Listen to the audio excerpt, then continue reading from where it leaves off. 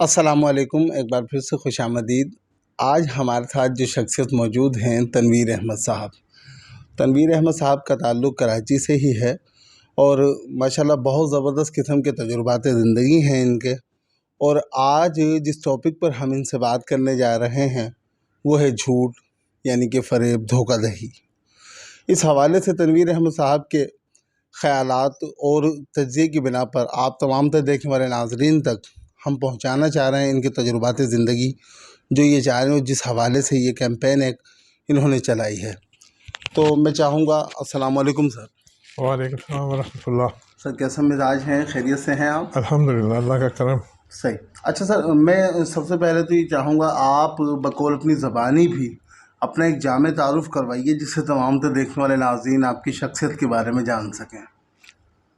اور یہ شخصیت تو اللہ تعالیٰ معاف کرے بھائی اتنی اچھی نہیں ہے، ہم عملاً نہیں ہے۔ اللہ تعالیٰ اس کی معافی کا ہی ایک راستہ ہے اور اسی سے ہی تو انشاءاللہ آئندہ کے لیے آسانی پیدا ہوگی۔ میرا بزنس کمیونٹی سے تعلق ہے، چنیوٹ برادری ہے جس کا میں ہوں، اس برادری سے، اسی سے پہچانے جاتے ہیں۔ پھر اس کے بعد ہمارا لیدر انڈسٹری میں کاروبار رہا ہے، ابھی بھی ہے۔ پھر کچھ اور انڈسٹریز بھی ہیں جس میں کوئی کیمیکل مینوفیکچرنگ ہے اور شو میکنگ ہے، اور اسی طرح لکوڈ گلوکوز کی پروڈکشن کا سلسلہ ہے۔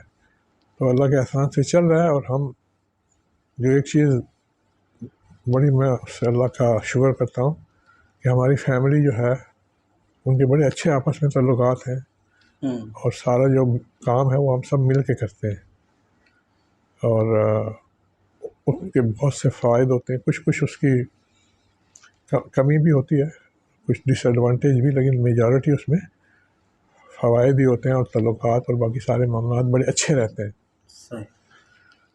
تو بزنس کے علاوہ میری ذمہ داریاں کچھ رہی ہیں۔ ہم نے پاکستان بزنس فورم 95 سے، اس میں مجھے اس کا صدر بنایا گیا، اور وہ چل رہا ہے۔ اب اس کے صدر جو ہیں وہ ہمارے اور بھائی ہیں، کاشف چودھری صاحب۔ اس کے بعد اسی دوران کوشش یہ تھی کہ بغیر سودی کام کیا جائے، ایسے بینکوں کو سپورٹ کیا جائے اور لایا جائے جو کہ انٹرسٹ فری کام کرے اسلامی بنیادوں پہ۔ تو یہ 90s کی بات ہے، اس وقت یہ چیز چلی تھی۔ اس وقت یہ البرکہ اور میزان بینک جو تھے یہ بالکل شروع ہو رہے تھے، تو ان کے ساتھ مل کے ہم نے اس کے سیمینارز بھی کیے، چیمبرز وغیرہ میں بھی جا کے بتایا کہ جی سود جو ہے اس سے بچنا چاہیے، اور یہ بہت ہی سیریس مسئلہ ہے جس کے بارے میں ہمارے ہاں وہ شعور نہیں پایا جاتا، کیونکہ اس کے بارے میں تو بڑی واضح قرآن میں ہدایات ہیں کہ تمہاری اللہ اور اس کے رسول سے جنگ ہے، اور اس سے بھی بڑھ کر اور بھی چیزیں ہیں۔ تو ہم مسلمان ہوتے ہوئے بھی تمام اسلامی ملکوں میں یہاں بھی ہم نے اس چیز کی اہمیت کو نہ جانا اور نہ سمجھا۔ اس طرح قرآن میں چند چیزیں ایسی ہیں جو کہ بڑی ہی کلیئر، اس میں کوئی تفسیر اور بڑے ترجمے اور بڑی دروس کی ضرورت نہیں ہے۔ اور اس میں جیسے غیبت ہے، تو غیبت کے حوالے سے بھی بڑا واضح بیان ہے کہ جی آپ اپنے مردہ بھائی کا گوشت کھاتے ہیں، تو اگر آپ سوچیں تو کتنی سیریس بات ہے۔ اچھا، غیبت جھوٹ نہیں ہوتی، غیبت سچ ہوتی ہے کہ کسی نے وہ غلط کام کیا ہوتا ہے، تو وہ جا کے ہم دوسرے کو بتاتے ہیں فلاں صاحب نے یہ کیا ہے، تو ہم صحیح کہہ رہے ہوتے ہیں، لیکن غیبت کے رمزے میں آ جاتا ہے کہ اس بندے کے نام پر، اس کی شخصیت پر منفی آپ اثرات ڈالتے رہتے ہیں، تو اسی لیے اس کی سختی سے منع کی گئی ہے۔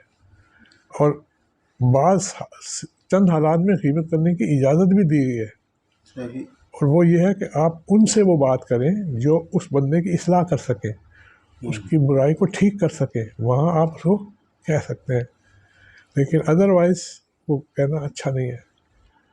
تو اسی طرح آپ دیکھیں کہ ہمارے معاشرے میں بہت ہی بڑے پیمانے پر جھوٹ بولا جاتا ہے، نیچے سے لے کے اور اوپر تک۔ ایک تو ہوتا ہے زبان سے جھوٹ بولنا، اور دوسرا ہوتا ہے کہ جھوٹی چیزیں دینا، ملاوٹ کرنا، صحیح چیز کہنا کہ یہ جی ٹھیک ہے لیکن اس کے اندر وہ دھوکہ ڈالا ہوا ہے، تو وہ بھی سارے جھوٹ کے رمزے میں آتے ہیں، اور اس کی جو نقصانات ہیں صحت پہ اور باقی سارے معاملات تو کوئی محتاج نہیں ہے، ہر کسی کو پتہ ہے کہ اس کی وجہ سے کیا ہوتا ہے۔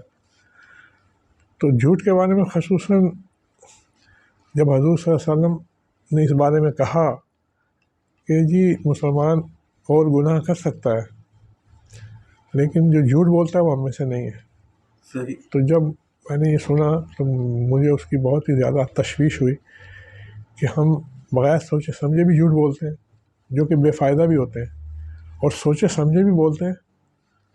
تو جھوٹ بولنے کی دو ہی وجوہات ہوتی ہیں، یا تو کوئی فائدہ زیادہ حاصل کرنا ہے اور یا کوئی نقصان ہو رہا ہے تو اس سے بچنا ہے۔ تو جس حضور صلی اللہ علیہ وسلم کہیں کہ جو جھوٹ بولتا ہے وہ ہم میں سے نہیں ہے، تو میں تو اس سے یہ سمجھا ہوں کہ وہ مسلمان نہیں ہے۔ تو جس کا حضور صلی اللہ علیہ وسلم مسلمانیت سے خارج کر دیں اس کو دنیا کی کون سی طاقت واپس لا سکتی ہے؟ بے شک۔ تو یہ اتنی اہم اور ضروری چیز ہے، تو میرے ذہن میں یہ تھا کہ اللہ میں توفیق دے اور ہم اس کے لیے ایک ہمارے معاشرے میں کوشش کریں۔ بالکل۔ تو اللہ چاہے گا کہ آہستہ آہستہ لوگ جو ہیں وہ، کیونکہ ایک بتا دینا کہ جھوٹ برا ہے تو یہ کافی نہیں ہے، اس میں کچھ مشورہ دینا کہ آپ کس طرح بچ سکتے ہیں، اس کا سلوشن ہو، تنقید نہ ہو، سلوشن لائیں اور لوگوں کو بتائیں، تو اس میں اللہ نے چاہا تو لوگ جو ہیں آہستہ آہستہ وہ سچ کی طرف مائل ہوں گے اور جھوٹ سے بچنے کی کوشش کریں گے۔ اور میں نے اس سلسلے میں جب غور کیا تو میں نے کہا دیکھیں یہ بیماری ہے اور ہم اس کو بیماری نہیں سمجھتے۔ کینسر بیماری ہے، ہم اس کو سمجھتے ہیں بیماری ہے، اس کے لیے علاج بھی کریں گے، لاکھوں روپے لگائیں گے اور تکلیف بھی اٹھائیں گے، اور کئی چیزوں میں تو یہ ہوتا ہے کہ اسی میں بندہ مر جاتا ہے اور وہاں وہ کینسر ختم ہو جاتی ہے۔ لیکن جو جھوٹ ہے یہ دنیا میں بھی ذلیل کرتا رہتا ہے، آپ جانیں یا نہ جانیں آپ کو اس کا اثر ضرور آتا ہے، اور یہاں تو جو تکلیف اس سے آئے گی یا ہوگی، آخرت میں اس سے بھی اور بڑی تکلیف آئے گی، تو یہ جان نہیں چھوڑتی بلکہ وہاں جا کے تو اور زیادہ سیریس ہو جاتا ہے۔ تو ہم کیوں نہیں کوشش کریں کہ اس چیز کو، ویسے کہنے کو تو میں نے کہا اپنے بیٹے سے کہ ہم جھوٹ چھوڑ اسپتال بنائیں کیونکہ کینسر کے علاج کرنے کے لیے اسپتال بنتا ہے، ہارٹ کے پرابلم کے لیے بنتا ہے، لیکن جھوٹ کے لیے کوئی اسپتال نہیں ہے، اور اس میں ملوث سب سے زیادہ لوگ ہیں۔ خاندانوں میں لڑائیاں، فساد، میاں بیوی کے مسائل، حکومتوں سے سلسلے، اور بے شمار ایسی چیزیں جو نیشنلی بھی ہیں انٹرنیشنلی بھی ہیں، اور وہ جھوٹ کی وجہ سے ہیں۔ اب آپ دیکھیں کہ یورپ یا امریکہ میں لوگ چاہتے ہیں کہ وہاں ہم چلے جائیں، وہ کیوں چاہتے ہیں؟ میرے حساب سے تو جو دین ہے نا وہ یقین بالغیب ہے، ہم نے حضور کو نہیں دیکھا، ہم نے اللہ تعالیٰ کو نہیں دیکھا، ہم نے ان لوگوں کو نہیں دیکھا جن کے بارے میں ہم تک خبریں پہنچی ہیں، لیکن ہم کو اس پہ یقین ہے۔ تو اور پھر انہوں نے جو کہا کہ یہ کریں یہ نہ کریں، اور جو تفصیل سے حضور صلی اللہ علیہ وسلم نے بتایا کہ آپ اس طرح سے کریں گے لوگوں کی بھلائی کے لیے ہوگا، اپنی عبادات کو اچھا کریں، جو بھی حضور صلی اللہ علیہ وسلم نے اپنی زندگی میں کر کے بھی دکھایا، تو وہ کرنے کی چیزیں ہیں جو کہ ہم اس کو اپنے زندگی میں شامل کریں۔ تو یہ جو جھوٹ والا مسئلہ ہے یورپ یا امریکہ میں ہمارے مقابلے میں کم ہے وہاں پر، لیکن ہمیں پتہ ہوتا ہے کہ جی یہ چیز ہے، اس پہ قیمت لکھی ہوئی ہے $3، تو ہم تو بغیر پوچھے کہ $3 دیتے ہیں اور چیز لے آتے ہیں، اور وہ وہی چیز ہوتی ہے جو دکھ رہی ہوتی ہے یا ہے۔ ہمارے یہاں ایسا مسئلہ ہے کہ وہ جو دکھ رہی ہوتی ہے وہ وہ نہیں ہوتی، اور اس میں خصوصاً بہت ساری چیزوں میں مسئلہ ہے۔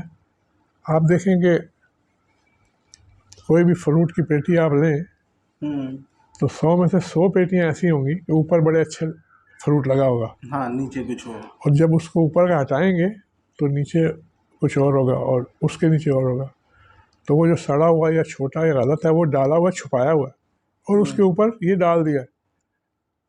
تو یہ بھی ایک جھوٹ کا ذریعہ ہے کہ وہ جھوٹ بول کے آپ کو دکھا رہے ہیں کہ یہ ہے، اور آپ نے کہا اچھا جی ٹھیک ہے، اور آپ لے آتے ہیں، لیکن جب کھولتے ہیں تو اس کے نیچے سے یہ چکر نکلتا ہے۔ اسی طرح ملاوٹ ہے، اس میں آپ دیکھیں کہ چنے کے چھلکے ڈال دیتے ہیں چائے میں، آپ دیکھیں گے کہ لال مرچوں میں لال اینٹ جب مٹی کوٹ کے ڈال دیتے ہیں، آپ دیکھیں کہ دودھ ہے تو اس میں انہوں نے کچھ نہ کچھ ملایا ہوا ہوتا ہے، پاؤڈر ڈال دیتے ہیں، پانی ڈال دیتے ہیں، لیکن بیچتے ایسے ہیں کہ جیسے یہ خالص دودھ ہے۔ تو جھوٹ کی یہ بھی ایک شکل ہے، اور ان تمام شکلوں کی وجہ سے ہم خسارے میں جا رہے ہیں، پریشانی میں جا رہے ہیں۔ وہاں جو یورپ ہے وہاں سب کبائر ہیں، وہاں جوئے خانے بھی ہیں، وہاں اور جو بھی کبائر ہیں وہ ہیں اور کھلے عام کرتے ہیں، لیکن جو انہوں نے ترقی کی ہے دنیاوی لحاظ سے، جو یقین بالعین ہے، ہم کیونکہ اس طرف جا رہے ہیں، تو اس سے حوالے سے ہم سمجھتے ہیں کہ جی یہ جو ہے یہ بہتر ہے اور ہمیں بھی اسی معاشرے میں رہنا چاہیے، لیکن وہ اسلامی معاشرہ نہیں ہے، اور جانا اور واپس آنا ایک شارٹ پیریڈ کے لیے 15 دن، مہینہ، 2 مہینے، اس کے جو برائیاں یا اثرات ہیں نا وہ آپ کو پتہ نہیں چلتے، اور بدقسمتی سے ہم لوگ ان کی برائیاں تو جمع کر لیتے ہیں، لیکن ان کے یہاں جو کوئی اچھائیاں ہیں اس کا ذکر ہی نہیں ہوتا۔ بہرحال اللہ تعالیٰ ہمیں توفیق دے اور ہم کریں کہ یہ جو جھوٹ ہے اس سے بچنے کی کوشش کریں۔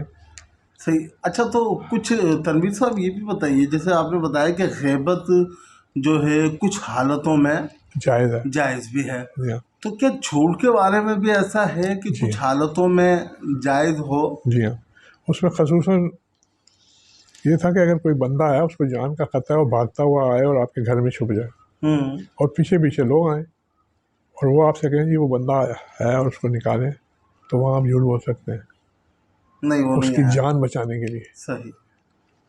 تو جہاں کسی کی جان بچانے کا معاملہ ہو اور کسی بڑے نقصان کا معاملہ ہو، تو اس کی وجہ سے آپ ان کو جھوٹ کہہ سکتے ہیں۔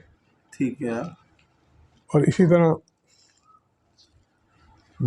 بعض حالات میں، میرے ذہن میں کوئی اور اسپیسیفک ایسی چیزیں نہیں ہیں، صحیح، لیکن وہ ایسے حالات میں ہوتا ہے، جیسے آپ دیکھیں نا کہ حرام تو حرام ہے بالکل، اور آپ کو نہیں کھانا، لیکن کہیں کہیں اس کی اجازت ہے کہ جب آپ کی جان پہ بنی ہو یا کوئی ایسی بیماری ہو کہ وہ اسی کی وجہ سے حرام کھانا پڑ جائے، تو کہتے ہیں کھا لو، لیکن پیٹ بھر کے یا زیادہ اس کی طرح نہیں، بلکہ اتنا کہ آپ کی جان بچ جائے یا آپ کی وہ پریشانی یا مشکل وہ آسان ہو جائے۔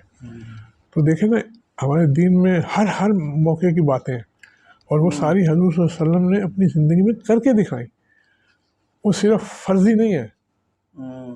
تو اسی لیے ہمیں ان چیزوں پہ توجہ کرنے کی ضرورت ہے۔ مجھے ایک چیز پہ بڑا غصہ آتا ہے، لوگ بولتے ہیں جی انہوں نے ہماری اچھی عادتیں چوری کرنی ہے۔ اوے تمہارے ابا کی عادتیں تھیں یار، یہ کوئی سونے کی ڈلی تھی کہ وہ لے گئے آپ سے، یا کوئی ہیرا تھا وہ آپ سے لے گئے؟ ارے بھائی آپ کو تو 1400 سال پہلے بتایا گیا تھا کہ جھوٹ نہیں بولنا، 1400 سال پہلے بتایا تھا کہ اپنے اخلاق اچھا رکھو، اس میں یہ نہیں بتایا تھا کہ جو عالم ہے وہ بڑا اچھا آدمی ہے، سب سے اچھا آدمی ہے، اچھا ہے لیکن سب سے، یا کوئی عابد ہے ساری رات تہجد کرتا رہے اور وہ اچھا ہے۔ حضور صلی اللہ علیہ وسلم نے کہا سب سے اچھا آدمی وہ ہے جس کا اخلاق اپنے گھر والوں سے اچھا ہو، اور خصوصاً جو گھر والوں کی بات ہے تو وہ بیوی ہے اور باقی گھر والے ہیں۔ ہمارے الٹ ہے، بیوی سے ہی گڑبڑ ہوتی ہے، اسی سے ہی جھوٹ بولتے ہیں، اور اس کے اوپر اپنی حاکمیت ظاہر کرنے کے لیے مختلف ہیلے بہانے استعمال کرتے ہیں، لیکن حکم کیا ہے؟ صحیح، کہ تم کو ان سے بہت اچھا اخلاق سے پیش آنا چاہیے۔ اور دیکھیں کہ قرآن میں آیت ہے اور اس میں یہ ہے کہ میاں بیوی کو ایک دوسرے کا لباس ہونا چاہیے۔ لباس کا کیا مطلب ہے؟ لباس کا مطلب ہے آپ کو سردی سے بچانے والا، گرمی سے بچانے والا، آپ کے بدن کے داغ دھبے دور کرنے والا، آپ کی عزت معاشرے میں کیسے ہے. آپ جیسا لباس پہنیں گے تو معاشرے میں جو لوگ ہیں وہ اسی حساب سے ہی آپ کو دیکھتے ہیں. صحیح. اور لباس وہ چیز ہے جو آپ کے بدن کے سب سے قریب ہوتا ہے. تو یہ حکم ہے کہ اپنی بیوی کے ساتھ ایسے ہو جاؤ جیسے آپ کا لباس ہے، اور وہ آپ کا لباس ہو، آپ اس کا لباس ہو. یہ نہیں کہ آپ اپنی بیوی کی کوئی باتیں ہیں اور آپ کو نہیں اچھی لگی اپنی لوگوں کو بتا رہے ہیں یا اپنی ماں کو بتا رہے ہیں یا اور ادھر ادھر بتا رہے ہیں. نہیں، آپ کو تو ستر کرنا چاہیے. اللہ یہ بڑے ستار ہیں، انہوں نے ہمارے پتہ نہیں کیا کیا ستر ڈالے ہوئے ہیں. تو یہ انسان جو ہے اس کو یہ ساری باتیں حضور نے پریکٹیکلی کر کے بتائیں. قرآن میں ان کا ذکر آیا، حدیثوں میں ان کے بارے میں ہدایات آئیں، اور ہم وہ نصیب ایسے ہیں کہ اس پر نہ توجہ دیتے ہیں نہ اس پہ عمل کرتے ہیں. اور خاص کر اب جو یہ میڈیا آ گیا آج کل کا، اس میں ہر چیز آ رہی ہے. اس میں اچھی چیزیں بھی ہیں اور اس میں بری چیزیں بھی ہیں. تو کوئی بھی چیز جو ہوتی ہے نا جی، اس میں اچھائی بھی ہوتی ہے برائی بھی ہوتی ہے. اب چھری ہے تو اچھائی یہ ہے کہ آپ اسے سبزی کاٹتے ہیں، اسے فروٹ کاٹتے ہیں اور کام لیتے ہیں. برائی یہ ہے کہ آپ کسی کے پیٹ میں گھونپ دیتے ہیں. ہے تو وہی چھری ہے نا، لیکن اس کا استعمال کیا ہے، اس کے استعمال پہ بات آتی ہے کہ یہ کیا ہے. تو میرا سارا مقصد کہنے کا یہ ہے کہ یہ جھوٹ کے حوالے سے خیال تھا پہلے، تو پھر میں نے کہا بھائی ہم کیوں نہیں اس بارے میں کچھ کرتے. صحیح. تو اسی سوچ سے یہ سوچا ہے اور انشاءاللہ اس میں دیکھیں گے. تو عملی طور پر آپ کیا سمجھتے ہیں کہ کیا کیا جا سکتا ہے؟ نوجوانوں کی اسپیشلی ٹریننگ کرائی جا سکتی ہے سب کی، یا کوئی ایسا ہمیں انسٹیٹیوٹ بنانے کی ضرورت ہے؟ کیا اس پر کیسے عمل درآمد ہو؟ آپ کیا سمجھتے ہیں؟ دیکھیں اس میں نمبر ایک ہمارا ممبر جو ہے وہ بہت اہم پارٹ کر سکتا ہے. اس میں منیمم یہ ہوتا ہے کہ ایک جمعے کے دن لوگ آتے ہیں اور وہ بھی آخری وقتوں میں. تو ہمارے یہاں مسجد امام تھے، میں نے ان سے یہی کہا کہ دیکھیں آپ ہر جمعے میں برائے مہربانی 2-3 منٹ جھوٹ کے بارے میں کریں. آپ عموماً کیا ہوتا ہے کہ جمعے میں وہ کچھ آیتیں پڑھتے ہیں اور پھر اس کا ذکر شروع ہو جاتا ہے. اس میں کبھی حضرت موسیٰ کا ہے، کبھی حضرت ابراہیم کا ہے، کبھی اور معاملات ہیں، اور وہ ہم نے 50 بات سنی ہوتی ہے، وہ پہلی دفعہ نہیں ہو رہا تھا. اسی طرح معاملات ہیں. تو میں نے بات کی تھی کہ دیکھیں آپ جو معاملات چل رہے ہیں موجودہ، اس میں جو مسائل ہیں اس کا بات کریں اور حل بتائیں. تو اللہ ان کو اجر دے، انہوں نے پھر وہ بھی شروع کر دیا. اور کچھ دن پہلے پھر میری ملاقات ہوئی. میں تو اب لاہور میں ہوتا ہوں پچھلے 5-6 سال سے. پہلے ساری زندگی یہیں رہا میں. تو وہ ملنے آئے تھے تو میں نے ان سے یہی بات کی کہ یہ جھوٹ کے حوالے سے. انہوں نے کہا ٹھیک ہے. میں نے کہا یہ اتنی سیریس چیز ہے کہ آپ لازمی اس کو نا اپنے بیان کا حصہ بنا دیں. تو انہوں نے کہا جی ٹھیک ہے، اس کو دیکھیں گے کس طرح سے اس کو کہنا ہے. کیونکہ دیکھیں کوئی بھی بات ہو نا، اگر آپ حکمت سے صحیح طریقے سے کریں، اور خصوصاً جب سننے والا سن رہا ہو. بعض دفعہ سننے والا سن نہیں رہا ہوتا، وہ بیٹھا ہوتا ہے.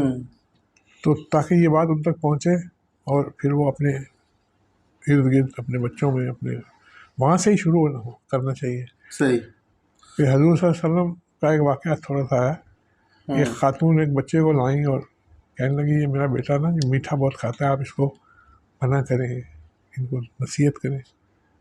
تو حضور صلی اللہ علیہ وسلم نے کہا کہ آپ کل آنا.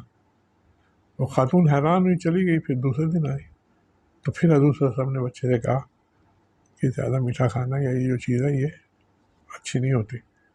تو وہ خاتون حیران ہوئی، کہنے لگی کہ یہی بات آپ کل بتا سکتے تھے. تو حضور صلی اللہ علیہ وسلم نے کہا کہ نہیں، میں نے میٹھا کھایا تھا تھوڑی دیر پہلے، تو پہلے مجھے اس حالت سے نکل آنا چاہیے ہے اور تب میں بات کروں کیا کہنا ہے. تو دیکھیں نا یہی حکمت کی بات ہوتی ہے. حکمت سے آج بات جو کی جاتی ہے نا وہ اندر جاتی ہے، اور جب اندر جاتی ہے تو اس کے بعد عمل کی طرف سوچ آتی ہے. لیکن اگر بات اندر گئی نہیں، چاہے آپ نے 10 دفعہ کی ہو، تو وہ پریکٹیکلی لوگ اپلائی نہیں کرتے. تو اس لیے یہ ضروری ہے کہ گریجولی اس پہ ہم کام کرتے رہیں، لوگوں کو بتاتے رہیں، اور خود بھی یہ شرط ہے کہ خود بھی جھوٹ نہ بولیں. یہ میں جھوٹ بولتا رہوں، آپ کو میں کہوں جھوٹ نہ بولو، تو یہ تو ڈبل گناہ ہو گیا نا. ڈبل گناہ قدرتی طور پر بات پھر وہی آپ والی بات کی اترے گی بھی نہیں، اس کا اثر نہیں ہوگا. تو اس میں یہ لازم ہے. ابھی ہم نے پہلی جھوٹ کے حوالے سے جو پریکٹیکلی کرنے کا شروع کیا انشاءاللہ، وہ یہ ہے کہ ہمارے یہاں ہماری فیکٹری ہیں یا بچے ہیں یا تمام لوگ جو جاننے والے ہیں وہ کوئی 200 کے قریب ہیں. ہم نے اس کا دیکھا ہے. تو اس میں ہم یہ کرنے جا رہے ہیں کہ جیسے آپ کے فون جب آپ اٹھاتے ہیں تو اس میں وہ آتا ہے کووڈ کا آپ نے انجیکشن لگا لیا ہے تو اتنے دن ہو گئے ہیں تو نہیں لگایا ہے تو لگا لیں، اس سے بچنے کا یہ طریقہ ہے. صحیح. ہر دفعہ سنتے ہیں. تو میں نے کہا اگر یہ کووڈ سے بچانے کے لیے یہ کر رہے ہیں تو ہم بھی کوئی اسی طرح کا اختیار کر لیں. تو ان 200 فونوں پہ انشاءاللہ چند دنوں میں یہ چیز ایڈ کر دی جائے گی کہ جب ہمیں کوئی فون کرے گا ان 200 نمبروں میں تو اس کو یہ پیغام جائے گا جھوٹ کے بارے میں کہ جھوٹ کا یہ نقصان ہے. لمبی چوڑی بات نہیں، اور حضور صلی اللہ علیہ وسلم نے یہ کہا. تو اب ہم سمجھ لیں کہ ہم مسلمان ہیں اور بس. اگر ویسے دیکھیں نا، آپ بیٹھے ہیں، میں بیٹھے بیٹھے کہوں تم تو کافر ہو، تو آپ بولیں گے یار یہ مجھے کافر بولا ہے، اس کی میں جان لے لوں. بے شک یہ صحیح. وہ ایک دم بندے کو فطری عمل ہے. ہاں فطری عمل ہے، اس کی ایک غصہ آ جاتا ہے. تو اسی طرح اگر میں ادروائز آپ کو کوئی بات کروں آرام سے، مثلا یہی میں صرف یہی آپ کو کہہ دوں کہ آپ سوچیں کہ حضور نے یہ کہا تھا، تو آپ سوچ لیں کہ آپ کہاں ہیں. تو پھر آپ کہیں گے ہاں یار یہ ٹھیک کہہ رہے ہیں اور میں کہاں ہوں. تو آپ پھر اس سے بچنے کی کوشش میں لگ جائیں گے. لیکن وہی بات میں نے آپ کو بلنٹلی کہہ دی تو آپ میری جان پہ آ گئے، اور وہی بات میں نے حکمت سے آپ بتا دی تو آپ اس پہ عمل کی طرف جاتے ہیں اور میرا شکریہ ادا کریں گے. یار میاں صاحب نے کہا تھا. ہمارے ایک دوست ہیں کافی عرصے سے، تو کبھی ان سے ایسی ہی باتیں ہوئی تھی تو میں نے کہا تھا دیکھیں آپ جھوٹ جو ہے نا اس سے بچیں. تو انہوں نے کہا ٹھیک ہے. ابھی چند دن پہلے بھی میری بات ہو رہی تھی تو کہنا کہ میاں صاحب آپ نے وہ بات کی تھی وہ اب تک میرے پاس ہے 20 سال گزرنے کے بعد بھی. تو چیز یہی ہے کہ اس کو ہم حکمت سے اور صحیح طریقے سے کریں. تو اب یہ جو ہمارا آ جائے گا فون پہ، اس کے بعد پروگرام یہی ہے، ہمیں لوگوں نے کہا کہ آپ کوئی جو بھی محلے کے لوگ ہوتے ہیں ہفتے میں ایک دن اس محلے میں، ہفتے میں ایک دن اس محلے میں، ایک آدھے گھنٹے کی نشست، زیادہ لمبی چوڑی نہیں.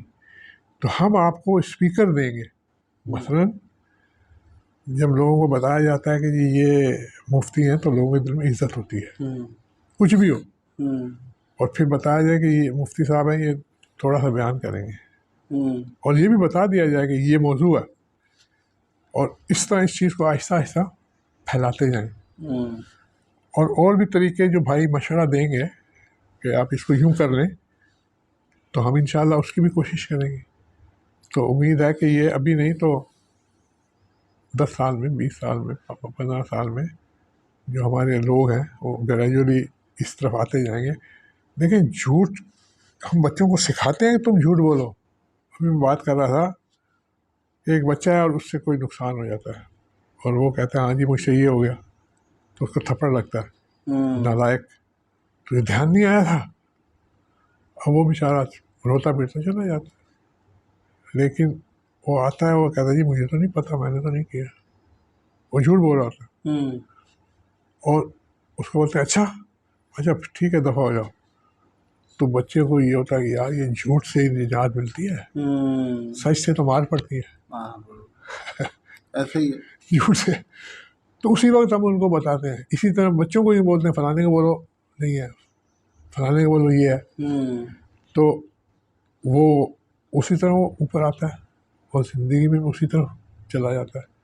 تو یہ وہاں سے ہم کو اس کو روکنا ہے کہ جب اگر وہ غلطی کی بات کرتا ہے تو اس کو پیار سے سمجھا دیں اور اس کو بولیں نہیں بیٹا خیر ہے آئندہ دھیان کرنا. تو پھر وہ صحیح بتائے گا، لیکن ادروائز وہ نہیں بتائے گا. تو یہی اللہ سے دعا ہے کہ اس میں بندہ پیش رفت کر سکے، اپنے اندر کی جو برائی یا غلط ہے اس کو بھی چھوڑ دے، اور معاشرے میں آہستہ آہستہ اس کو ہم کرتے رہیں. تو ابھی جیسے عرفان صاحب سے بات ہو رہی تھی، ہمارے شکیل بھائی آئے ہوئے تھے، شکیل ہاشمی، ان سے بات ہو رہی تھی، تو انشاءاللہ یہ بھی اس میں مشورہ دیں گے اور بتائیں گے کہ یار آپ اس کو یوں کر لیں یوں کر لیں. اصل بات یہ ہوتی ہے کوئی برائی ہے نا تو اس کو شور مچانا، یہ برائی ہے یہ برائی ہے یہ برائی ہے، کچھ نہیں ہوتا. اور بھائی اس کا حل بتاؤ. وہ کہتے ہیں نا کہ نماز برائیوں سے روکتی ہے، تو کوئی بولے یہ برائی ہے برائی ہے برائی ہے، تو اس کو بولے یہ برائی ہے نا، آپ نماز پڑھیں گے تو یہ برائی آپ کی دور ہو جائے گی. تو یہ آپ نے مشورہ دیا نا ان کو.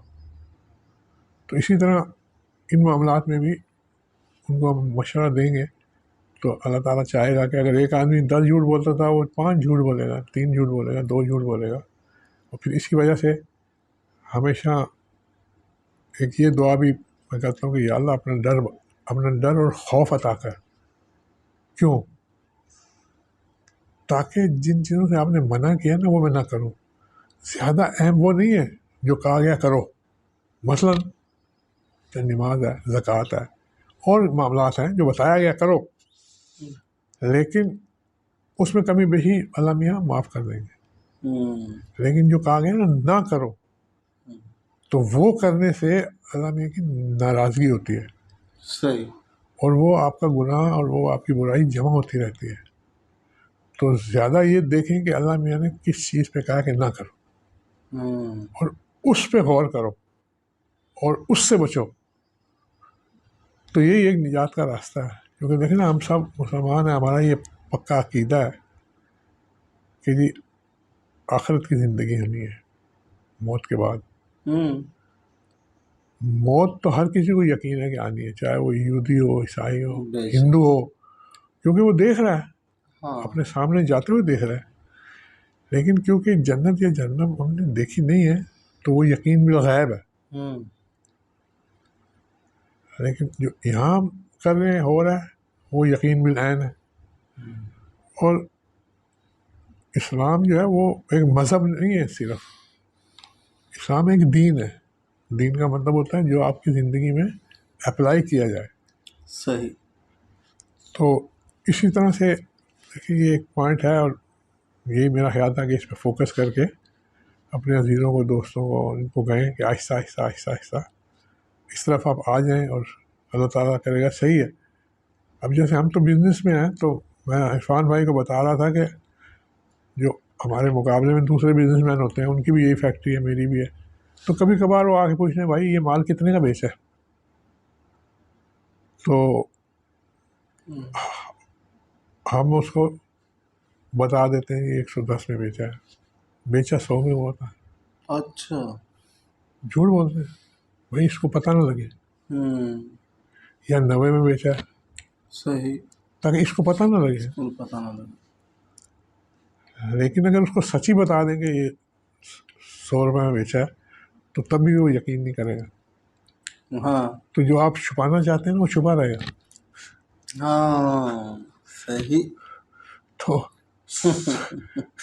آپ کا تو جو مقصد وہ تھا کہ چھپا رہے، وہ ویسے ہی چھپا ہوا وہ ہے. چھپا، لیکن آپ نے گناہ نہیں کیا.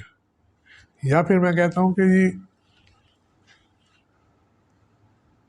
اور مختلف باتیں ہوتی ہیں ادھر ادھر کی. کوشش یہی کرے آدمی کہ وہ صحیح بات کرے، اور اگر وہ ناراض بھی ہو جاتا ہے تو ہو جائے. یا تو اس کو آپ بتائیں جی میں آپ کو نہیں بتانا چاہتا، بس ختم ہو گئی بات. لیکن یہ آپ کیوں نہیں کہتے؟ دو ٹوک آپ اس لیے نہیں کہتے کہ برا مان جائے گا. برا مان جائیں گے، تعلقات خراب ہوں گے، چیزیں خراب ہوں گی. لیکن وہ بہتر ہے کہ وہ برا مان جائے، یہ بہتر ہے کہ آپ مسلمانیت سے نکل جائیں. کون سی بات؟ وہ بہتر ہے. ٹھیک ہے نا. تو اسی طرح بتایا جائے گا نا تو لوگ پھر اس کے اوپر عمل کی طرف آئیں گے کہ ہاں جی اس طریقے سے بچ سکتے ہیں. میرے پاس بعض لوگ آتے تھے، فارنرز ہی ہوتے تھے، ہمارا ایکسپورٹ کا کام. تو وہ آتے ہی پوچھتے تھے اچھا جی یہ چیز کتنے کی ہے؟ اتنے کی ہے. اس پہ کتنا خرچہ ہوا؟ اتنا. اور کیا خرچہ ہوا؟ اتنا. تو مجھے شروع میں تو سمجھ نہیں آئی، لیکن پھر میں نے سوچا یار یہ کون ہوتا ہے مجھ سے یہ سارا پوچھنے والا؟ یہ تو اصولاً ایک شائستگی میں نہیں پوچھنا چاہیے. تو میں نے کہا اچھا ٹھیک ہے. پھر وہ آئے، انہوں نے پوچھا جی یہ اس کا را میٹیریل کتنے کا ہے؟ تو میں نے ان کو اس کا جواب دینے کی بجائے میں نے کہا یار یہ آپ کی ٹائی بڑی اچھی ہے. تو وہ موضوع بدل گیا نا. تو اس نے کہا ہاں یہ فلانی ہے، ڈھمکنی ہے، میں نے وہاں سے لی تھی. اچھا. تو یار اپنی گھڑی تو دکھاؤ کون سی ہے. یعنی آپ نے وہ موضوع بدل دیا. تو اس سے یہ مسئلہ ختم ہو گیا. تو اس طرح آپ اگر سوچتے ہیں اور دھیان کرتے ہیں تو انشاءاللہ بعض دفعہ ایسے ہی ہوتا ہے کہ وہ کوئی آتا ہے کہ جی یہ کر دیں، تو کہتے ہیں نہیں ہم نہیں کر سکتے. جھوٹ بول رہے ہوتے ہیں.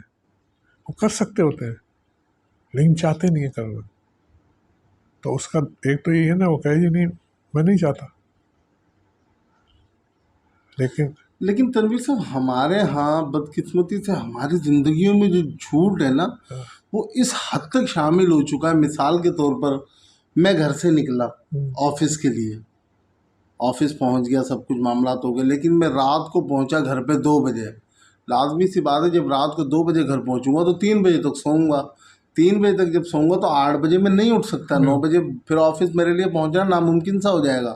تو گھنٹہ 1.5 گھنٹہ 2 گھنٹہ میں لیٹ ہو جاؤں گا. جب باس سوال کرتے ہیں آفس میں یا ایڈمن انچارج ہم سے سوال بھائی لیٹ کیوں ہو گئے، وہ میری بائک خراب ہو گئی تھی راستے میں. جھوٹ ہو گیا نا. اب میں سچ کیسے بتلاؤں کہ میں رات کو 2 بجے گھر پہنچا، میرے کچھ اپنے ذاتی پرسنل معاملات کی وجہ سے پھر مجھے اتنی دیر ہو گئی، تو وہ رپورٹنگ تو غلط ہو جائے گی نا. نہیں اس سے آپ بچ سکتے ہیں بڑی آسانی سے. میں جرمنی میں تھا تو ایک ہمارا ایجنٹ تھا، تو وہ اس نے کہا میں صبح 7 بجے آؤں گا آپ کو لینے. وہاں سے ہم نے گھنٹے 2 گھنٹے کی ڈرائیو پہ بھی جانا تھا کسی اور سے ملنے. میں نے کہا ٹھیک ہے. تو صبح میں 6 بجے اٹھ کے تیار ہو گیا اور ناشتے پہ چلا گیا. تو وہ ٹھیک 7 بجے پہنچ گیا، لیکن میں نے دیکھا اس کی آنکھیں ذرا لال تھیں اور ذرا سست لگ رہا تھا. تو میں نے کہا کیا ہوا؟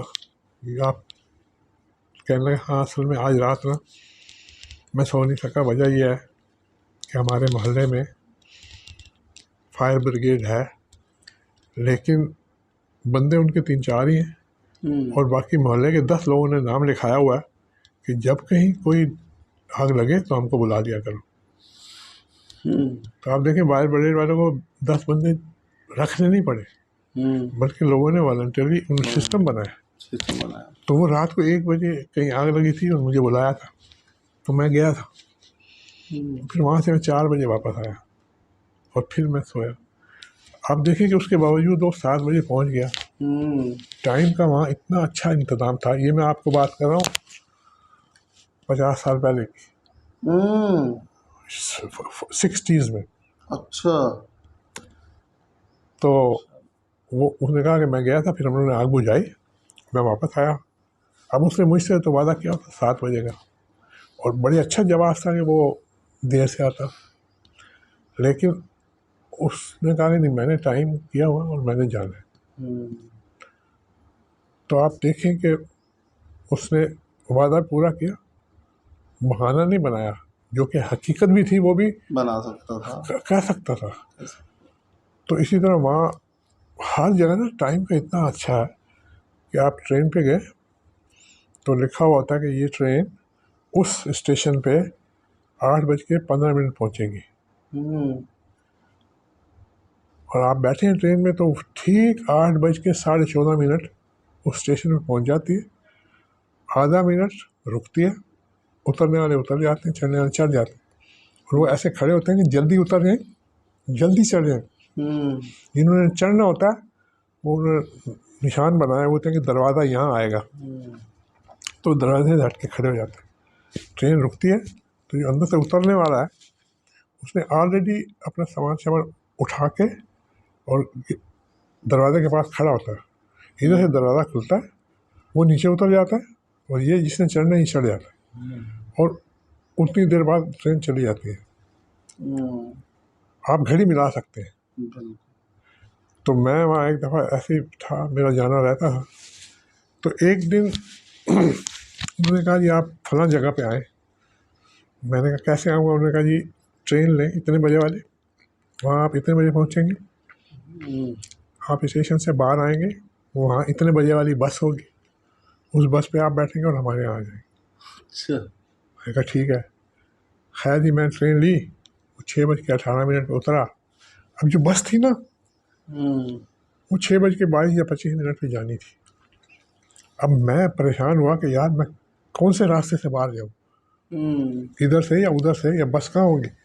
خیر وہ اس میں پتہ لگ گیا کہ ادھر سے جانا ہے۔ میں باہر نکلا تو آگے گیا تو وہ بس کھڑی تھی، اور جیسے میں بس میں بیٹھا اور وہ 6:22 کو چل پڑی۔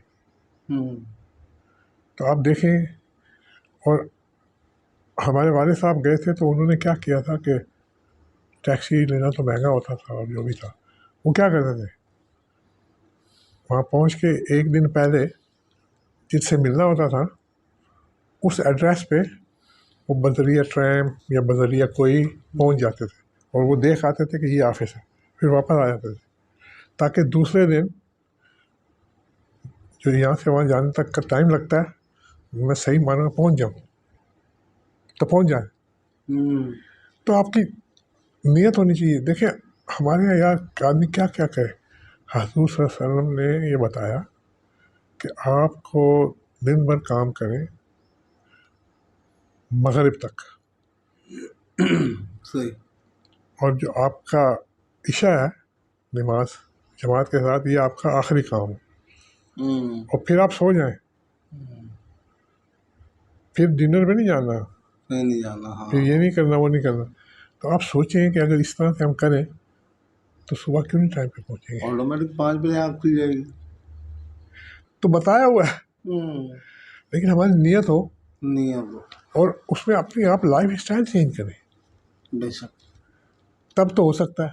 لیکن اگر آپ ہر روز ہی 12 بجے سو رہے ہیں، 1 بجے سو رہے ہیں، 2 بجے سو رہے ہیں، تو ممکن ہے ہی نہیں، اور 2 نقصان ہو رہے ہیں۔ پھر آپ فجر پہ بھی نہیں اٹھ رہے، یا آپ فجر پہ اٹھ بھی جاتے ہیں اور پھر سو جاتے ہیں، تو آپ کو لیٹ تو ہونا ہی ہونا ہے۔ لیکن اگر آپ سیریسلی اس چیز کو سمجھ جائیں تو آپ بالکل ٹھیک رہیں گے۔ تو وقت جو ہے کہتے ہیں بڑا قیمتی ہے، تو ہم نے اس کی قیمت نہیں ڈالی ہوئی۔ ہمارے لیے سب سے سستا وقت ہے، اس کو ادھر ضائع کرو، اس کو ادھر ضائع کرو۔ تو یہ چیزیں ہیں، اللہ تعالیٰ اس میں اس کی توفیق سے ہی سارا ہوگا۔ تو آپ بات وہیں جھوٹ پہ ہی آ جاتے ہیں کہ یہ جھوٹ کی جو خرابیاں ہیں، اس کے نقصان ہیں، اس کی جو تکلیف ہے، اس کو سمجھنا چاہیے کہ یہ بیماری ہے، اور جب آپ سمجھیں گے کہ یہ بیماری ہے تو تب آپ علاج کریں گے۔ صحیح، لیکن اگر آپ سمجھیں گے نہیں۔ صحیح۔ اچھا تنویر صاحب، جیسے کہ آپ نے گزشتہ کچھ دیر پہلے مشاورت کے حوالے سے بھی بات کی کہ کچھ دوستوں کی طرف سے مشاورت جیسے ہوں گی، مشورے چیزیں ہوں گی، اس طرح سے ہم کام کریں گے۔ تو میری ایک ادنا سی گزارش ہے، مشورہ تو خیر میں نہیں دے سکتا آپ کو کیونکہ آپ کی تجرباتی زندگی مجھ سے کہیں زیادہ ہیں۔ یہ نہیں سوچا کریں، آپ دے سکتے ہیں۔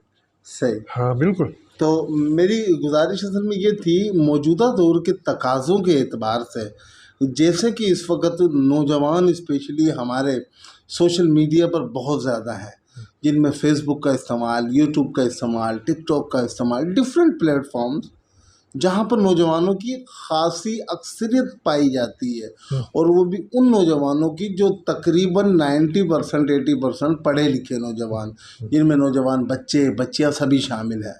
تو تقریباً ویسے تو ہر ایج گروپ پہ شخص وہاں پر ہمیں مل جاتا ہے۔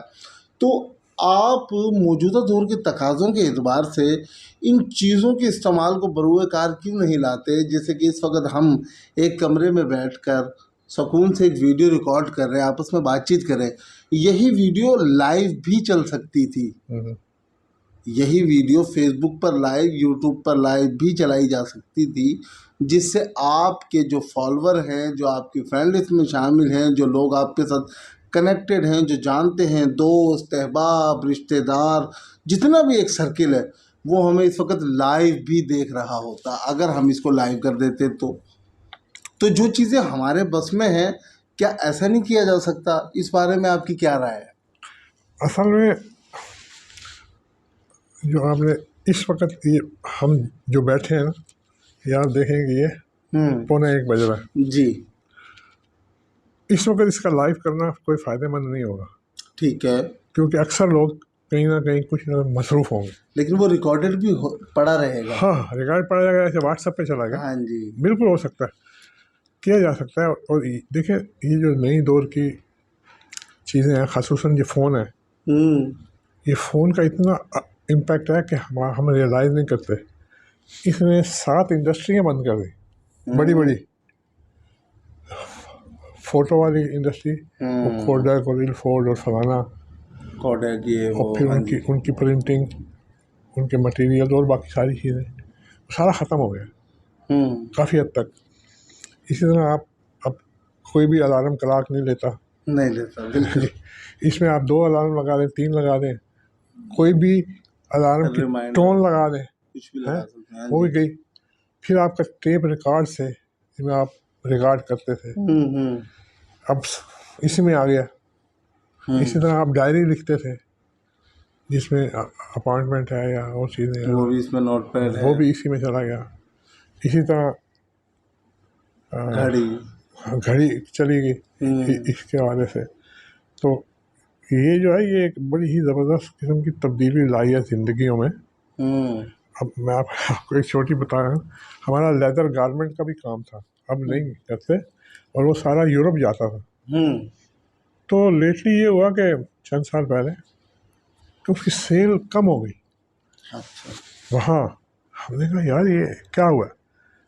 انہوں نے کہا یہ بات یہ ہے کہ اب جو نوجوان ہیں، اور وہ ہمارے جو گارمنٹ ہوتا تھا نا وہ مڈل آرڈر یا لوور آرڈر کا تھا جس کو نوجوان ہی خریدتے ہیں.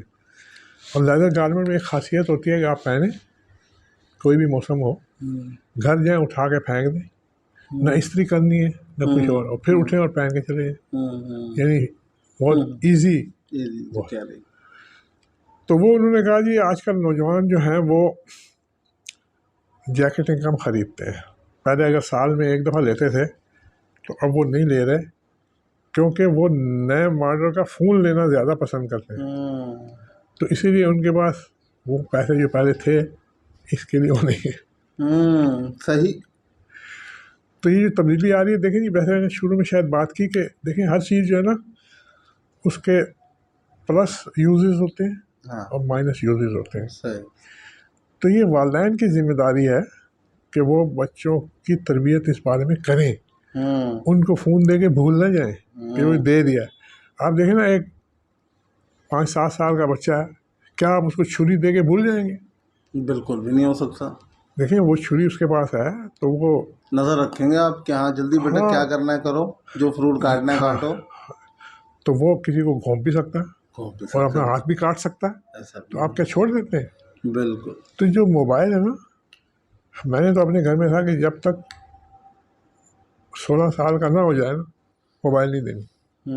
اور میں نے یہ کیا ہوا ہے کہ کوئی بھی بچہ مجھ سے نہیں مانگتا، ورنہ بچے ہیں نا بیٹھے ہوئے ہیں، آپ بیٹا ہے یا پوتا ہے یا کوئی ہے تو وہ فون مانگتے ہیں کھیلنے کے لیے، اور ہم دے دیتے ہیں یار یہ مصروف ہے اپنا کریں گے.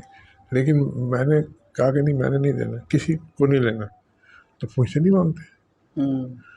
اور پھر اگر میں کسی کو لے کے بھی دوں فون تو وہ سمجھدار بچہ ہو، اور پھر اس کو بتا دیا جائے کہ بیٹا اس کا یوں استعمال کرو، اس کو ایسا استعمال نہ کرو کہ تم کو بیماری لگ جائے یا کوئی ایسی چیزیں آ جائیں.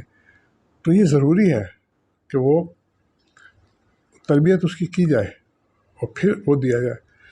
یہ تو فون ہے نہیں، آپ بہتر جانتے ہیں اس میں ہر طرح کی خرافات ہیں اور ہر طرح کی اچھائی ہیں. اب اس میں ٹوٹل قرآن ہے، اور آپ نے جو صورت پڑھنی ہے وہ ٹک کریں اور وہ آ جاتی ہے، تلاوت بھی آ جاتی ہے. اسی میں ہے نا. لیکن دوسری طرف اگر آپ اور مائنس قسم کی چیزیں ہیں وہ آپ دیکھنے لگ جائیں، یا فلمیں دیکھنے لگ جائیں، یا ایسے ڈرامے دیکھنے لگ جائیں جو ٹھیک نہیں ہے، تو وہ مائنس ہو گیا. ہم آپ تو اس کو تمیز کر سکتے ہیں لیکن وہ لوگ نہیں کر سکتے. تو یہ ساری بات وہیں آ جاتی ہے. دیکھیں تعلیم ایک چیز ہوتی ہے اور تربیت دوسری چیز ہے. حضور صلی اللہ علیہ وسلم نے کوئی یونیورسٹیاں نہیں بنائی تھیں, وہاں کوئی گریجویٹ نہیں ہوتے تھے. نہ حضور صلی اللہ علیہ وسلم نے کارخانے بنائے تھے کہ لوگوں کو جاب دیے تھے. صحیح. نہ حضور صلی اللہ علیہ وسلم نے اور اس طرح کی چیز. حضور صلی اللہ علیہ وسلم نے کریکٹر بلڈنگ کی, کریکٹر بلڈنگ. صحیح. خود کر کے دکھایا. یہ چھوٹی سی بات تھی. وہ ان دنوں تو کچا فرش ہوتا تھا نا مسجد نبوی کا بھی. ہم تو سمجھتے ہیں مسجد نبوی بڑی زبردست چیز ہے, لیکن اس وقت کچی زمین تھی اور آگے جا کے ممبر ہوتا تھا اور ممبر کے پیچھے کوئی چٹائی وٹائی یا کچھ بچھی ہوتی تھی. ایک بدو آیا مسجد میں اور جو کچی زمین تھی وہیں بیٹھ کے انہوں نے پیشاب کر دیا. تو لوگ اٹھے کہ بھائی اس کی پھانٹی لگائیں. صحیح. تو حضور صلی اللہ علیہ وسلم نے منع کیا, منع فرمایا. ہاں جی. پانی لے آؤ اور وہاں پانی بہا دو اور اس کو کچھ نہیں بولنا.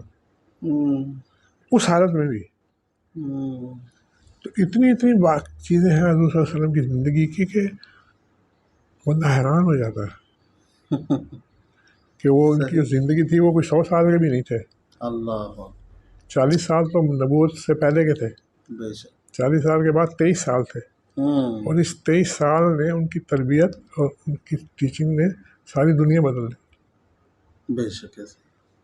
تو اس کی طرف اگر رجحان رکھیں, ہم بچوں کا بھی رکھیں, ان کا ذکر بھی کیا کریں, ان کی جو تعلیمات ہیں اس کے مطابق عمل کرتے ہوئے بچوں کو بھی کیا کریں, پھر تو معاملات درست ہو سکتے ہیں. لیکن اگر ہم نہیں کرتے تو پھر قصور کس کا ہے؟ ہمارا ہی ہے. صحیح. تو یہ جو بچے یا جو بھی لوگ فون وغیرہ یا کوئی بھی چیز مس یوز کرتے ہیں, تو کم از کم فوری طور پہ نا آپ اپنے گھر میں اپنے بچوں کو, اپنی بیوی کو, اپنے بھائی وغیرہ یا ان کو اس بارے میں کبھی کبھی بیٹھ کے بتائیں کہ یہ صحیح ہے اور یہ صحیح نہیں ہے.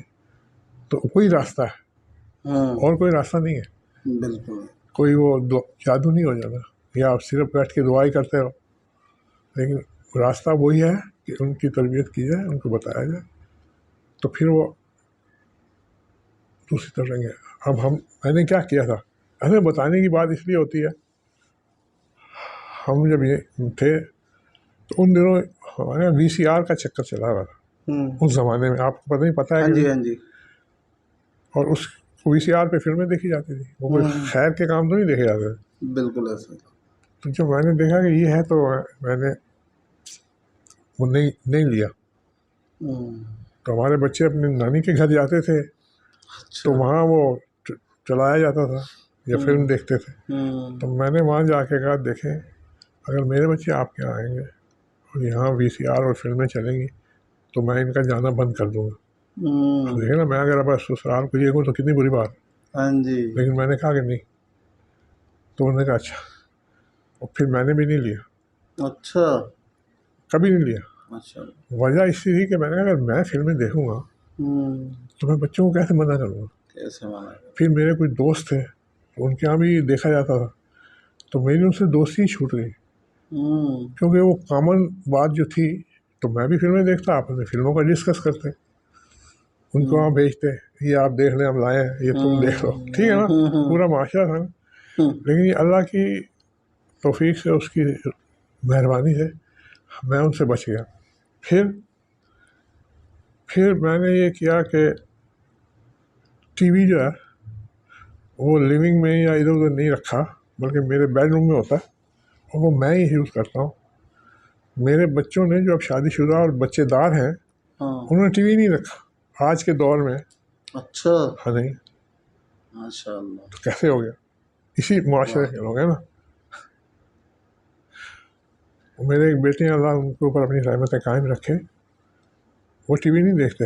اچھا میں نے لگایا ہوا ہو نا, آ کے بیٹھے ہوں تو کوئی اشتہار آ جائے نا تو نگاہیں جھکا دیتے ہیں. اللہ. تو یہ کیسے ہوا؟ سب سے نمبر 1 یہ اللہ میاں کا احسان ہے. نمبر 2 ہم نے اس کو اپریشیٹ کیا. صحیح. میں حج پہ گیا تھا تو اللہ نے توفیق دی, تو وہاں ایک مولانا تھے, مولانا مکی پاکستان کے, وہ اشراق سے پہلے درس دیا کرتے تھے. تو وہ داڑھی کے بارے میں بڑا ذرا سا وہ تھے کہ آپ لوگ روز سنت رسول کو موڑ دیتے ہو اور یہ صحیح نہیں ہے، کس منہ سے جاؤ گے کہ ہم آپ کی امتی ہیں؟ تو میرے ذہن میں آیا کہ میں ابھی شیو نہیں کروں گا، اور یہاں رہتے ہوئے اللہ نے توفیق دی تو میں جا کے بھی داڑھی رکھوں گا۔ اچھا، تو میں نے وہیں داڑھی رکھ لی۔ تو ہم لوگ جب ایئرپورٹ پہ واپس آنا تھا، ہم 50 دن وہاں رہے، تو وہ خاتون عورتیں الگ بیٹھی تھیں، ہم الگ تھے۔ تو میری وائف سے وہ پوچھتے ہیں کہ آپ مامے کے ساتھ آئی ہیں حج کرنے؟ اچھا۔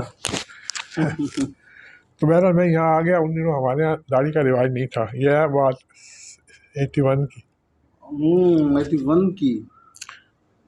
تو گریجولی یہ ہوا کہ میرے ارد گرد لوگوں نے بھی داڑیاں رکھنی شروع کی، میرے چچا، میرے بھائی، پھر جیسے جیسے میرے بچے بڑا ہوئے تو اللہ کے فضل سے سب نے داڑھی بھی رکھی ہوئی ہے۔ یہ داڑھی جو ہے نا بیٹا، فیشن ہی نہیں، سنت والی۔ اور یہ داڑھی جو ہے یہ انسان کا پردہ ہے۔ اگر آپ داڑھی والے ہیں تو کوئی لڑکی آپ کو آنکھ نہیں مارے گی، لیکن اگر آپ ویسے سوٹی بوٹی ہیں تو جو بھی غلط لوگ ہیں وہ ضرور کچھ نہ کچھ ہوتا ہے۔ بالکل۔ عورتوں کا پردہ ان کا عبایا، اور اس سے بڑی محفوظ ہوتی ہیں خواتین۔ عبایا والی لڑکی کو کوئی چھیڑنے نہیں جاتا، جو جین پہن کے جا رہی ہے نا اس کو چھیڑنے جائے گا، بے شک ہے نا؟ بالکل۔ تو کتنی حفاظت ہے ان چیزوں سے، ان تمام چیزوں سے۔ اللہ۔ تو اب وہ اللہ کا احسان ہے، کوئی ایسا مسئلہ بھی نہیں ہوتا، کچھ بھی نہیں۔ تو یہ جو حضور صلی اللہ علیہ وسلم کی زندگی کی چیزیں ہیں ان کو اپنائیں، آہستہ آہستہ آہستہ آہستہ آہستہ آہستہ اس کو اپنائیں۔ جب سے یہ تھا کہ یہ مرد کو ٹخنے ننگے رکھنے چاہیے، تو میں جو بھی کوئی پتلون لیتا ہوں، پتلون قمیض بھی اکثر پہنتا، اب نہیں پہنتا، تو وہ میں اس کو نا 2 انچ چھوٹا کرا دیتا۔ اچھا۔ اب میری سلواریں ہیں یہ بھی کم سلی ہوئی، کم اونچی ہیں، نظر آ رہی ہے۔ تو اگر اس طرح کرنے سے بھلائی ہے تو یار ٹھیک ہے، کیا نقصان ہو رہا ہے؟ کچھ نہیں ہو رہا۔ تو ان چیزوں کو آہستہ آہستہ بندہ اپناتا جائے تو اسی میں سکون بھی ہے اور بھلائی بھی ہے، اور پھر اللہ کی تابعداری بھی ہے۔ بات بڑی لمبی ہو گئی، چھوٹی سی بات کروں گا کہ مولانا تقی عثمانی صاحب سے کسی نے پوچھا کہ مجھے کوئی آپ وظیفہ بتائیں یا کچھ کریں کہ اللہ مجھے معاف کر دے۔ تو وہ نیک لوگ ہیں، ان کو پتہ ہوتا ہے یہ صورت پڑھ رہی ہے، وہ کر رہے ہیں۔ انہوں نے بڑی پیاری بات کی، انہوں نے کہا پہلے جن لوگوں سے تمہارا کوئی پرابلم ہے نا تم ان کو معاف کر دو، پھر اللہ تم کو معاف کر دے۔ کیا کہیں، دیکھیں نا زندگی میں ہوتا ہے، بھائی سے، ماں سے، بھائی سے، اس رشتے دار سے، کمیونٹی میں ہوتا ہے، ناراضگی ہو جاتی ہے، لیکن اس میں جو اس کی جو افادیت بتائی گئی ہے معاف کرنے کی، تو اللہ نے بڑا معافی پسند کرتے ہیں۔ بے شک۔ پھر آخری بات یہ کہ کسی نے کہا کہ حضور خداوند کریم کے پاس ایک چیز نہیں ہے، آپ نے شاید سنا بھی ہوگا کہ اللہ میاں کے پاس وہ چیز نہیں ہے۔ تو کیا چیز ہو سکتی ہے جو اللہ میاں کے پاس نہیں ہے؟ وہ ہے عاجزی۔ عاجزی نہیں ہے، اور جو اس کو پاس نہیں ہے نا وہ اس کو سب سے زیادہ پسند ہے۔ بے شک، بالکل بالکل بالکل۔ اب میں آپ کی بات کو سن لوں۔ ٹھیک ہے، سبحان اللہ، کیا کہنا۔ تو ہم لوگوں کے ساتھ نرم گفتگو کریں، عاجزی سے رہیں، اور اللہ تعالیٰ اس میں برکتیں بھی ڈال دیتے ہیں اور ٹھیک بھی کر دیتے ہیں۔ آمین۔ تو یہ چیز ہے زندگی میں۔ آدمی آپ کچھ بتائیں گے میں اس سے سبق لوں گا، سیکھوں گا، میں بتاؤں گا آپ کچھ سبق لیں گے، سیکھیں گے۔ صحیح۔ اور ایک چیز جو سب سے اہم مجھے لگتی ہے، اور میں ہر نماز میں دعا کرتا ہوں، یا اللہ کبھی ناشکرہ نہ کرنا، سبحان ناشکرہ. یہ اللہ میاں کو ناشکرہ بندہ بالکل پسند نہیں ہے. یار اس کے کتنے شکرانے ہیں. اگر میں آپ کے سامنے بیٹھا ہوں تو یار آنکھیں دی ہوئی ہیں, کان دی ہوئے ہیں, ہاتھ دیے ہوئے ہیں, کتنے اس کے کرم ہیں.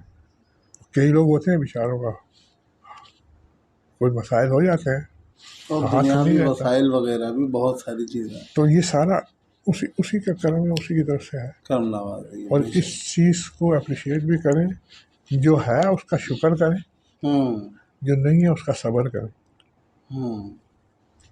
صحیح. بہت شکریہ, بہت اچھا آپ کا لگا. شکریہ جناب, آپ اتنی دیر بیٹھے.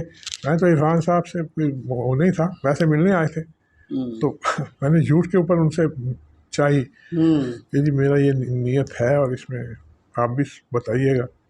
تو انہوں نے پھر کہا نہیں, میں اپنا آپ کے بارے میں میں بلاتا ہوں, تو یہ آپ کروا دیں تو یہ ہم لوگوں تک پہنچائیں گے. تو اچھی بات. بالکل اللہ تعالیٰ. بالکل. بہت شکریہ آپ کا تنویر احمد صاحب. یہ جیسے کہ آپ نے سنا, یہ ہمارے ساتھ موجود تھے تنویر احمد صاحب, جن کے زندگی کے بے شمار تجربات زندگی اور جو چیزیں انہوں نے سیکھی اور باقاعدہ خود پر اپلائی کیا, ان چیزوں کے حوالے سے آگاہی, شعور اور یہ چیزیں ہمیں بتلائی. اور ان کی باتوں کا سلسلہ جو نہ ختم ہونے والا, اور مجھے باقاعدہ طور پر ایک بالکل احساس تک نہیں ہوا کہ بات کہاں سے کہاں تک چلی گئی, کیونکہ میں صرف ان کی جانب دیکھ ہی رہا تھا اور سن رہا تھا, اور مجھے بذات خود بہت کچھ سیکھنے کا موقع ملا. اور میں چاہوں گا, امید بھی ہے اور میری گزارش بھی ہے تنویر صاحب سے کہ مستقبل میں بھی ہم اس طرح کے سیشنز کریٹ کریں, تاکہ آپ تمام تک دیکھنے والے لوگوں تک آگاہی اور شعور اس حوالے سے پہنچ سکے. بہت شکریہ سر آپ کا. تھینک یو سو مچ. اللہ حافظ.